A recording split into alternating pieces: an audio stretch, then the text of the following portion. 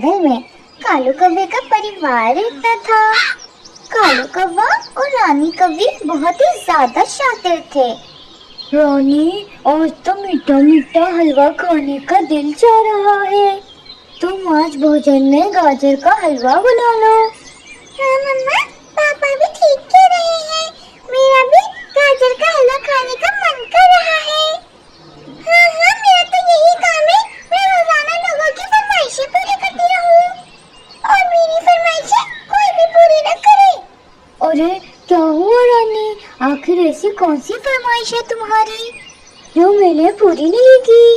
कालू जी, मैं अपने भाई के लिए कितने सारे सोने के गहने लाई थी, पर आपने मेरे सारे सोने के जेवर बेचकर ये घर ले लिया। अब तो मेरे पास कुछ भी नहीं है। रानी, उस समय हमें पैसों की जरूरत थी और गहने तो मुश्किल वक्त में ही काम आते हैं। और मैंने तुमसे कहा तो था, जब मेरा काम चलने लगेगा तो मैं तुम्हें सारे सोने के गहने दोबारा से दिला दूंगा। बस कालू जी, मुझे नहीं पता, आप मुझे मेरे सोने के गहने वापसी ला कर दें ताकि मैं उसे पहन के पूरे जंगल में घूम सकूं। नहीं नहीं रानी, अभी मेरे पास पैसे नहीं है कि मैं तुम्हें महंगे महंगे सोने के सेट दिला सकूं। तुम कुछ समय और रुको।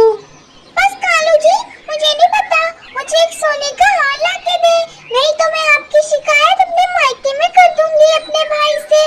और फिर आप मेरे भाई को जानते तो है ना कि मेरा भाई आपको उठा उठा के पटकेगा। नहीं नहीं रानी, तुम्हारे भाई से तो मैं 2 बार पिट चुका हूँ। मैं तुम्हें कहीं से भी सोने का हार लाकर दे दूंगा। बस तुम ये बात अपने भाई को नहीं बताना। ठीक है, जाओ फिर जल्दी और मेरे लिए सोने का हार लेकर आओ। फिर कालू कौवा वहाँ से चला जाता है। अरे कालू कौवे, ये क्या बात है मेरे दोस्त, तुम्हें कुछ कहने चाहिए?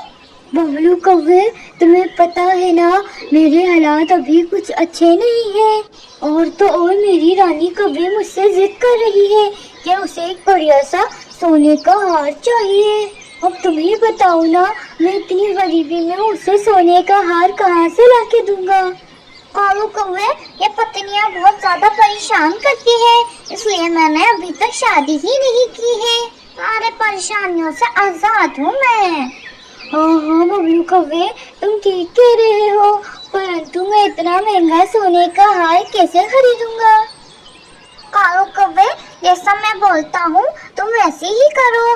मेरे पास असली सोने के हार के साथ साथ नकली सोने के भी हार होते हैं। तुम रानी कौवी को नकली सोने का हार ले जाकर दे दो, उसको कौन सा पता चलेगा कि ये असली है या नकली। अरे वाह बबलू कौवे, क्या उपाय निकाला है। बस अब तुम जल्दी से मुझे एक नकली सोने का हार दे दो। फिर बबलू कौवा कालू कौवे को एक नकली सोने का हार दे देता है।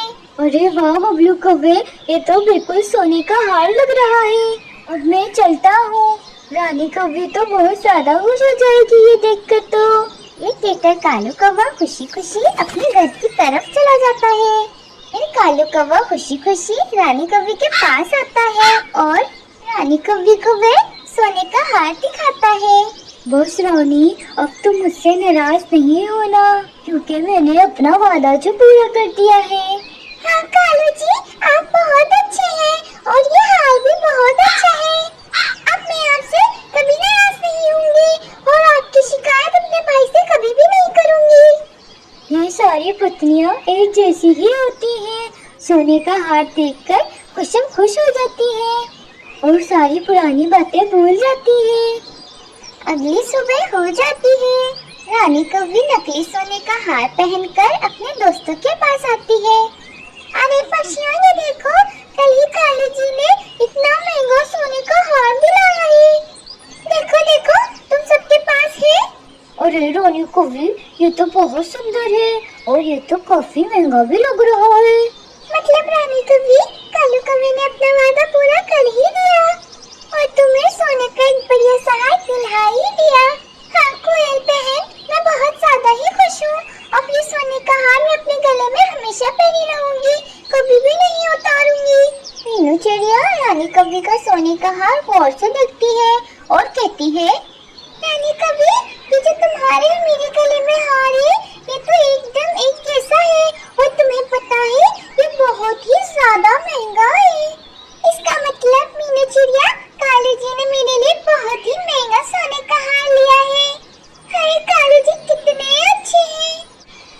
सब तो ठीक है, पर ये तो बताओ कि मीनू चिड़िया की तरह तुम्हारा हार क्यों नहीं चमक रहा रानी कभी?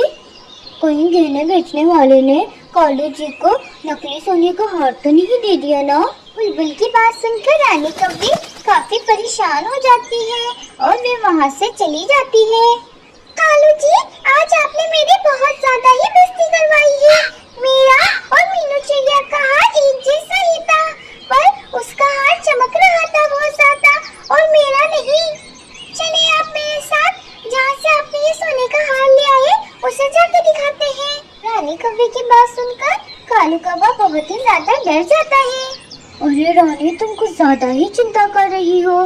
तुम्हारी चिंता दूर करने के लिए मैं फिर भी तुम्हें बबलू सुनार के पास ले चलता हूँ। नहीं नहीं, हम बबलू सुनार के पास नहीं, जग्गू सुनार के पास जाएंगे। अरे ये रानी कव्वे क्या कह रही है? अगर ये जग्गू सुनार के पास गई तो वो तो सब बता देगा कि ये हार नकली है। ओह रानी, मेरे पेट में अचानक बहुत ज्यादा दर्द शुरू हो गया है। मैं तुम्हारे साथ कहीं भी नहीं जा सकता हूँ। अरे रे मेरा पेट। अच्छा कालू जी, आप आराम कीजिए, हम कल चलेंगे। रात हो जाती है। कालू कौवा बहुत ही ज्यादा परेशान होता है। अरे यार, क्या करूँ मैं? मेरे तो कुछ समझ ही नहीं आ रहा। कल मैं पकड़ा जाऊंगा, मुझे कुछ ना कुछ तो करना होगा। अरे हाँ, एक काम करता हूँ, मैं रानी कव्वे का नकली हार मीनू चिड़िया के असली हार से बदल देता हूँ। मीनू चिड़िया को क्या पता चलेगा? फिर कालू कौवा रानी कव्वे का नकली हार लेकर मीनू चिड़िया के घर चला जाता है।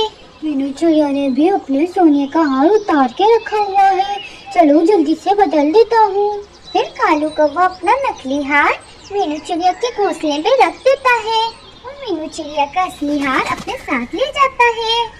अगली सुबह हो जाती है। कालू कौवा और रानी कव्वे जग्गू सुनार की दुकान पर आते हैं। रानी कव्वे, ये सोने का हार तो काफी अच्छा है और काफी महंगा है। ये असली हार है। अगर तुम्हें इसे बेचना है तो मुझे बताओ, मैं तुम्हें इसकी दुगनी कीमत दूंगा। जग्गू सुनार की बात सुनकर रानी कव्वे बहुत ही ज्यादा खुश हो जाती है और वहाँ से चली जाती है।